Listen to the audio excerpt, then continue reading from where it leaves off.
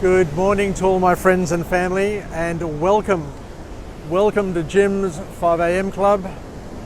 I'm down here at Bondi Icebergs. Came down for my morning swim only to find that there's a massive swell combined with a high tide, which is making the swimming conditions down there quite precarious. It looks like they've closed the pool for this morning, or at least until we have the tide come down a bit. But what I'll do is I'll pump out a Jim's 5 a.m. Club. It's 6:30 in the morning. The pool here at Icebergs opens at 6:30 actually, on the weekends, and 6 o'clock during the week. But from what I can see, I can't see anybody swimming. But if the pool does open, I'll head down there and clock up my swim. But regardless of whether or not the pool's open or not, we're going to make the most of this beautiful day. This autumn day. It's the day after Mardi Gras, so I don't think that there'll be too many people out early in the morning. But let's see where this book summary leads us, what we can learn from it, and what we can glean from today. As you can see, the surf is pumping. There's a lot of cloud on the horizon. We may get a bit of a sunrise around about, I think, 7 o'clock.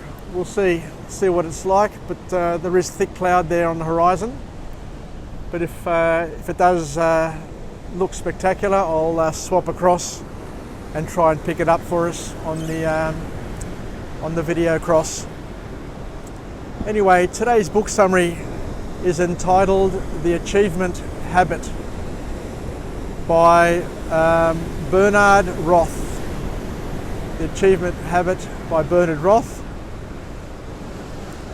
And the author kicks off the book with an observation, which is a powerful observation for all of us, I think, because he says that we don't really realise how many of our fixed views of the world are based on limited samples of reality.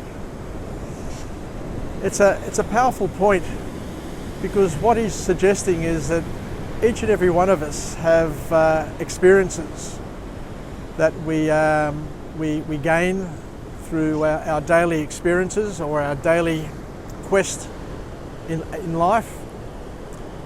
But many of the views that we create, many of the perceptions that we accumulate, are all based on limited samples of reality. So depending on what you experience, depending on what you go through in life, you will use that as your benchmark and baseline to compare and contrast other experiences to in your life.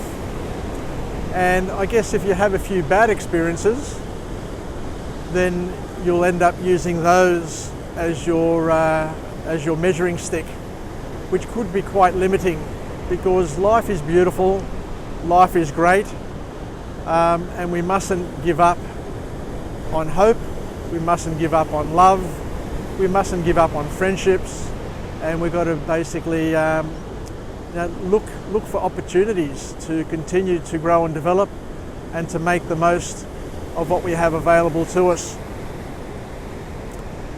So the first structured point to come out of this book is the excuses and the reasons that surround us in life. Because what the author suggests here and tells us is that you'll always find a reason.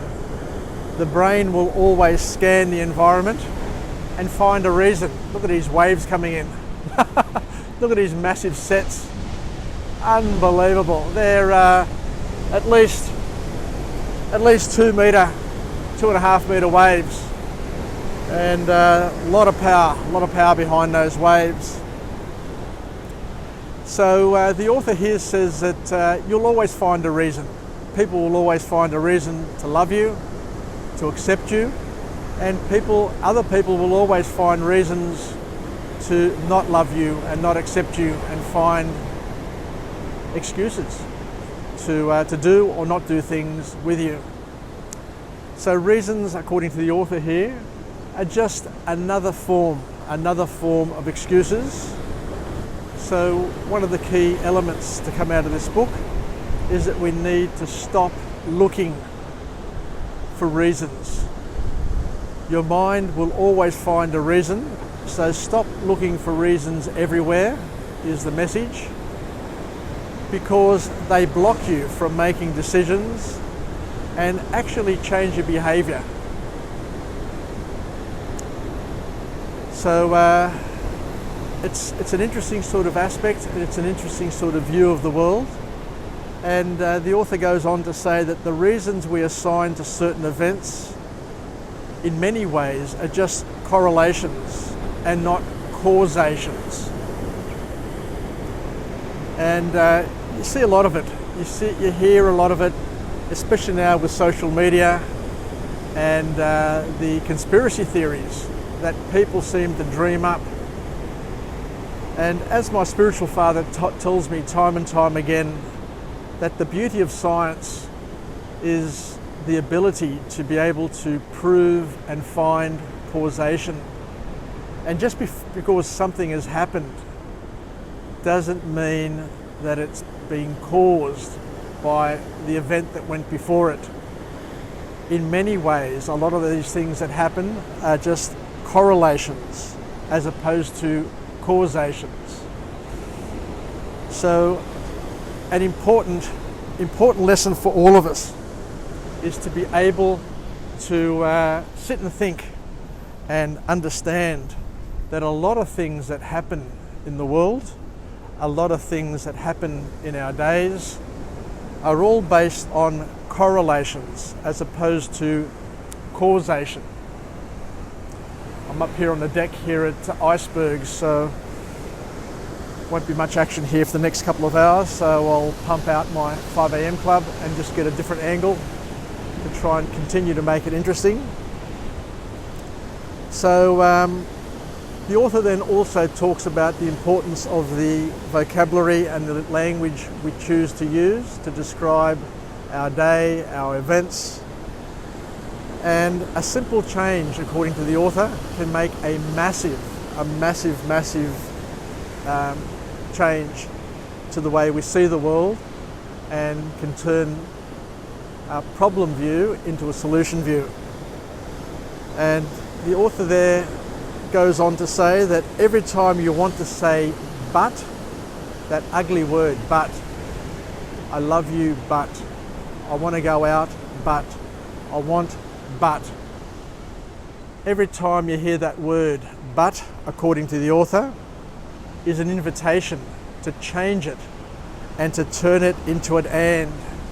So replace your buts with ands is the key message from this second point that the author makes in the book, because it's all about reframing. And by using the word and, you're basically building up your ability to reframe what is going on and to change the angle.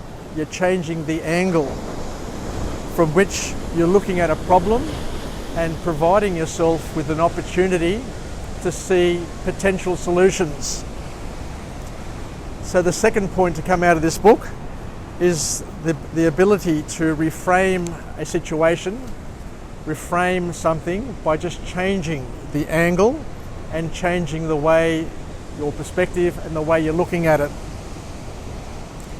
Because at the end of the day, we're not limited to this or that. So we need to change the way we see things and not to limit things by making it an either or. And the way you do it is by changing the language that you choose to use.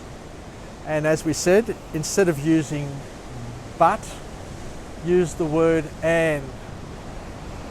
Because as the author says, you can do both. As Optus says in their ads, you know, do you want barbecue sauce or tomato sauce? You can have both. There's nothing stopping you. So no, there's no limits. You can choose both, And the way you choose both is you just incorporate the and into your answers, and into your questioning. So you can use both. So use and so that you can trick your brain, according to the author. Learn how to trick your brain and not create a problem, which may be the problem, but to allow yourself choices by opening up to doing more than one thing at a time, or to do more than one thing, I guess, is the key response to come out of this second point of the book. And the last point of this book is where the author talks about networking and connecting with people and using events and opportunities to build your social circle, to build your circle of influence.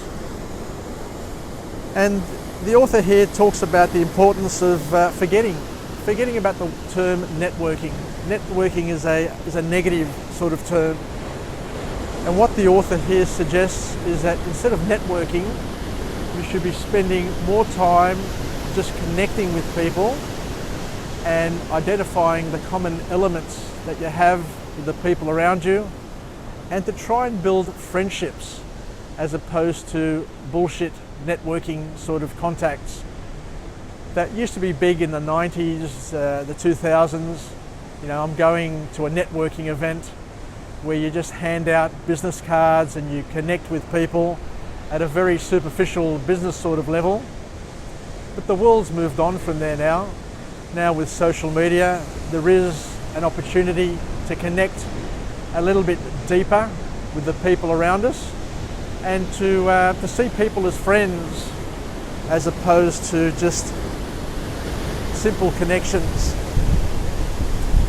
I guess the important thing to understand is that I get conflicted with social media on a personal level because of the lack of connection, lack of communication, and the importance of just having that ebb and flow and that to and fro.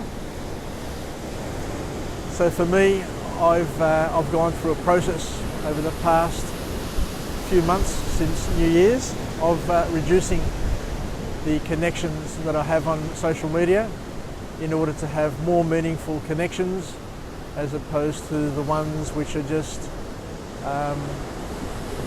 less meaningful and less connective. Check out these waves pumping in.